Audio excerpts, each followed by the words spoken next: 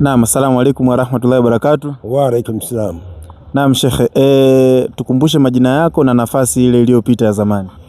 Jina langu naitwa Adam Isa Nyamlapi. Nafasi yangu nilikuwa mwenyekiti wa mjumbe wa halmashauri kuu ya taifa mkoa wa Njombe. Mashaallah. Unauzungumziaje uchaguzi wa BAKWATA ngazi ya mkoa mwaka huu 2026?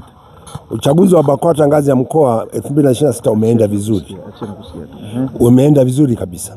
Na mimi nimeridhika vizuri kabisa. Mashaallah. Maana yake uchaguzi ni uchaguzi.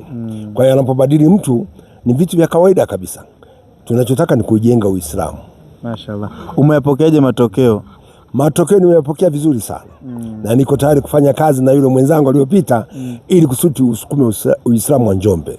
Kwa kiufupi upo tayari kumpa ushirikiano wa hali ya juu.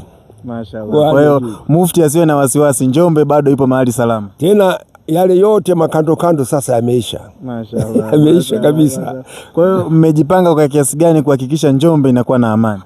Njombe itakuwa na amani kufuatana na misimamo tutakayoonyesha sisi kama wazee kwanza. Hilo ndio la kwanza. Lakini la pili, tutabidi tuwe na fursa ya kukaa na vijana wetu ambao ni muhemko ili kuwajenga waende vizuri, ili Njombe tuiendeshe iende vizuri. Lakini na imani Njombe itaenda vizuri. Mashaallah. Shukrani sana. Asante.